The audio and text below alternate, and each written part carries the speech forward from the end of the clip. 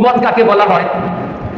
আমার মধ্যে দোষ আছে, এই দোষগুলো আমার অগোচরে অন্য কারোর সামনে আলোচনা করা হলো সবাই বলেন গীবত।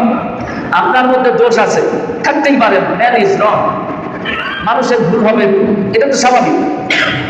আপনার মধ্যে দোষ আছে, কিন্তু আপনার অগোচরে ওই দোষগুলো যদি আমি অন্য কারোর সামনে চর্চা করি, আলোচনা করি, তাহলে এটা আপনার বিরুদ্ধে আমার গীবত করা হয়েছে।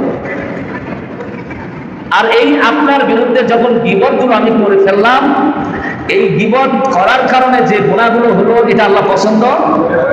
ইন্নাল্লাহা লা ইউহিব্বুল জাহরা বিস-সুই মিনাল কওল।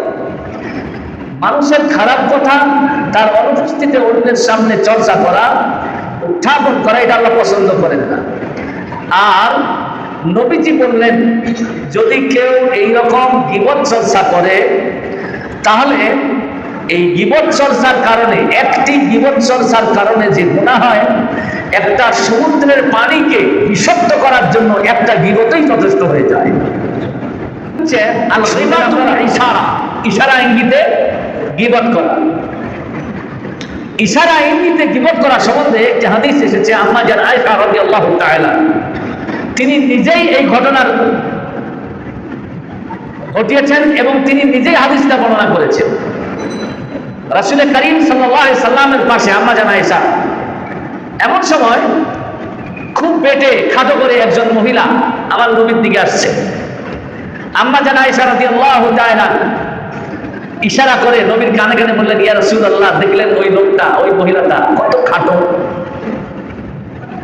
আল্লাহর নবী বললেন, আয়েশা, আল্লাহর কাছে ইস্তেগফার করো, তার কাছে মাপ চেয়ে নাও, কারণ তাকে খাটো বলে সম্বোধন করা এই ইখতিয়ার আল্লাহ তোমাকে দেয় নাই। তুমি তার গীবত করে ফেললে, ওই মহিলা আসার পর তার কাছে তোমাকে মাপ চেয়ে নিতে হবে। আম্মা জান আয়েশাকে নবীজি ডাক দিয়ে বললেন, আয়েশা, তুমি জানো, তুমি যদি এই কথাটার ভয়াবহতা জানতে, তাহলে জীবনেও তুমি কোনোদিন বলতে না। আম্মা জান আয়েশা নবীজিকে বললেন, ভয়াবহতা?